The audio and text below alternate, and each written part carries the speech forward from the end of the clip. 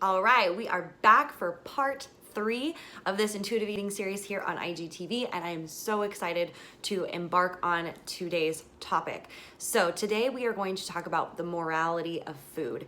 And the reason I'm so excited for this topic is that I don't think that this has been said very much. I've done a little bit of research and I'm excited to kind of unfold this morality of food in a different light, because it's something that's been on my mind and I hope that this resonates with you. All right, so in the Intuitive Eating book, A Revolutionary Program That Works, there's 2 authors, they're both dietitians, basically anti-diet dietitians, Evelyn Tribole and Elise Resch. I don't know if I'm saying her last name right. They have this principle, it's principle number 4, and it's challenge the food police. And they talk about the morality issue that comes up with food. And the reason that people experience so much guilt and shame around food is because they attach morality to it, good food versus bad food. And I really enjoy this concept, but I do want to challenge it just a little bit. In the plant-based community, in the vegetarian, vegan community, I can't but help think of these people because I've been to plenty of yoga studios, and I am a yoga teacher, and I myself am transitioning to a more plant-based lifestyle. I've been kind of ebbing and flowing throughout it the last couple years. As I listen to my body, it pushes me more towards a plant-based life.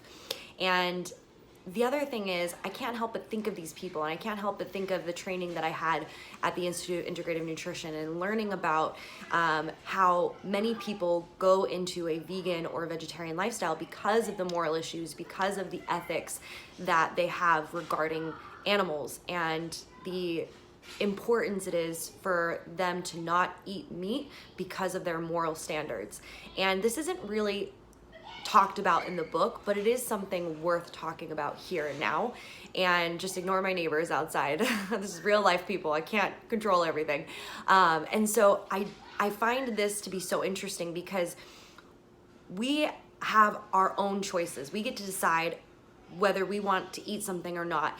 And those reasons may be moral reasons. Those may be ethical reasons. And it's really important to notice that, appreciate it, and respect other people for it. So is there morality attached to food? Yeah, there is. I mean, you can't deny it, especially in the plant-based community. And who am I to tell them, you know, there's no such thing as bad food? Because for them, eating meat is bad. It is a moral issue. It goes against their standards, their ethics, and I amend them for that. I think that's great. And I myself find that the more I eat plant-based, the more I want to be plant-based, the more it is a moral and ethical issue. So while Intuitive Eating, the book itself, doesn't necessarily kind of approach it from this perspective, I thought it was important to bring it up because it's important to know that you have the decision to eat what you want, live the way you want, and no one can tell you otherwise. You will always be the expert in your own life and in your own body and your own health. And me or any other coach out there cannot tell you otherwise unless you let them. You always have the choice to be in power. So with that being said, the next part 2, we're going to talk about guilt and shame around food and whether or not that's healthy and helpful, or if it's harmful and detrimental. And I think the answer might surprise you. So stick around for part 2, and I'll see you then.